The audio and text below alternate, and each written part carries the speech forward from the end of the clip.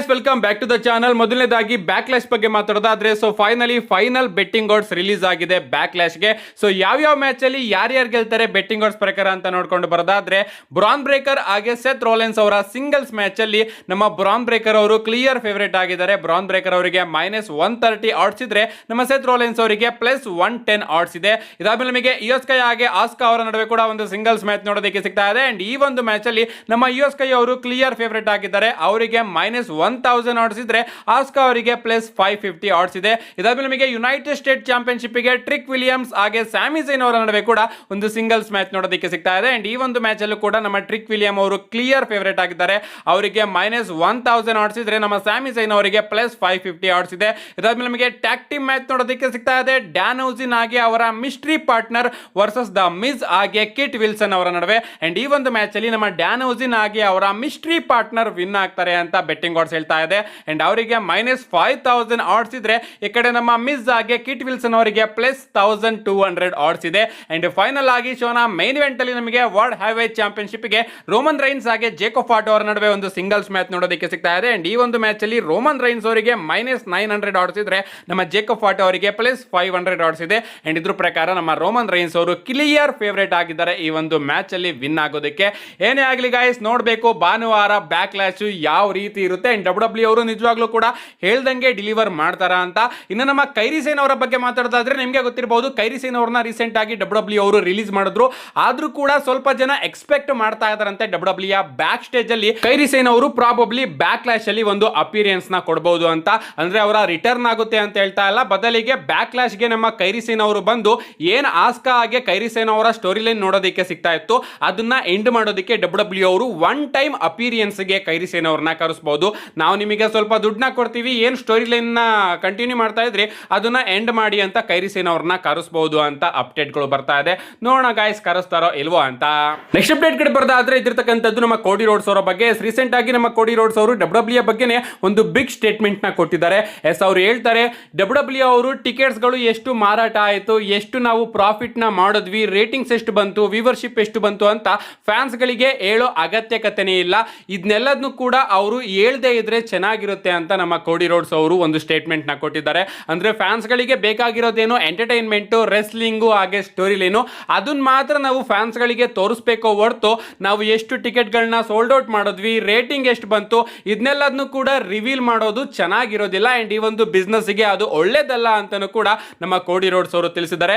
S, ಮೊದಲು ಕೂಡ ಈ ರೀತಿ ಇರಲಿಲ್ಲ. ನಮ್ಮ ವಿನ್ಸ್ ಮಿಕ್ಮೆನ್ ಅವರು ಇವನ್ ಸ್ಟೋರಿ ಲೈನ್ ಕೂಡ ಲೀಕ್ ಆಗೋದಕ್ಕೆ ಬಿಡ್ತಾ ಇರಲಿಲ್ಲ. ಬಟ್ ಈಗ ನೆಟ್ಫ್ಲಿಕ್ಸ್ ಅಲ್ಲಿ ಡಾಕ್ಯುಮೆಂಟ್ರಿನೇ ತಗೊಂಡು ಬರ್ತಾರೆ, ಬಿಹೈಂಡ್ ದ ಸೀನ್ ಡಾಕ್ಯುಮೆಂಟ್ರಿ ಅಂತ. ಅಂಡ್ ಅದರಿಂದ ಆ ಒಂದು ನಾಸ್ಟಾಲಜಿಯಾ ಹೋಗಿದೆ. ಅಂಡ್ ಆ ಒಂದು ಸೀಕ್ರೆಟ್ ಅನ್ನೋದು ಈಗ WWE ಅಲ್ಲಿ ಅಷ್ಟೊಂದೇನು ನೋಡೋದಕ್ಕೆ ಸಿಗ್ತಾ ಇಲ್ಲ. ನೆಕ್ಸ್ಟ್ ಅಪ್ಡೇಟ್ ಕಡೆ ಬರೋದಾದ್ರೆ, ಇದಿರ್ತಕ್ಕಂಥದ್ದು ಸ್ಮ್ಯಾಕ್ ಡೌನ್ ಬಗ್ಗೆ. ನಿಮ್ಮೆಲ್ಲರಿಗೂ ಕೂಡ ನೆನಪಿರುತ್ತೆ ಅಂತ ಅನ್ಕೋತೀನಿ. ಮೊದಲು ನಮಗೆ ಟ್ಯೂಸ್ಡೇ ನೈಟ್ ಸ್ಮ್ಯಾಕ್ ಡೌನ್ ನೋಡೋದಕ್ಕೆ ಸಿಗ್ತಾ ಇತ್ತು.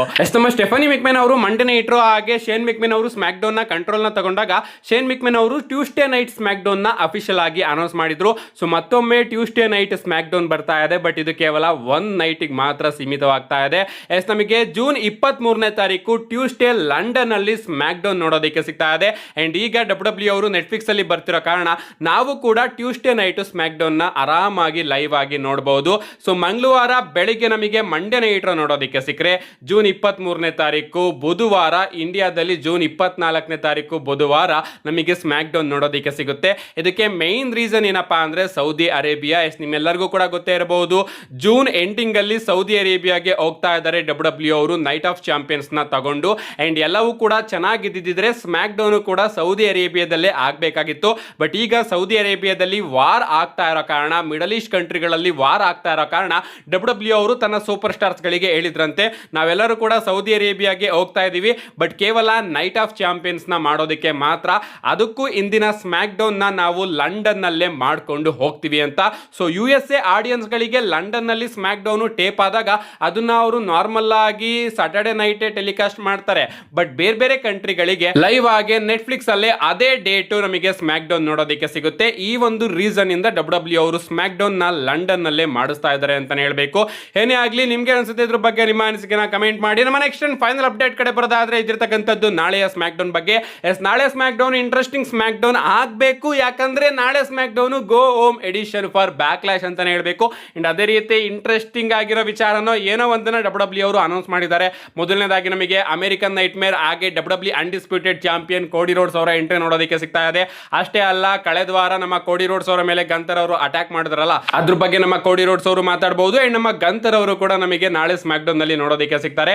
ಅಷ್ಟೇ ಅಲ್ಲ ಗೈಸ್, ಜಿಂಜರ್ ಬೆರ್ಡ್ ಮ್ಯಾನ್ ನ ಫ್ಯೂನರಲ್ ಕೂಡ ನೋಡೋದಕ್ಕೆ ಸಿಗ್ತಾ ಇದೆ. ಎಸ್, ಈ ಒಂದು ಸೆಗ್ಮೆಂಟ್ ನ ಡಬ್ಲ್ಯೂ ಅವರು ಏನ್ ಮಾಡ್ತಾರೋ ಗೊತ್ತಿಲ್ಲ.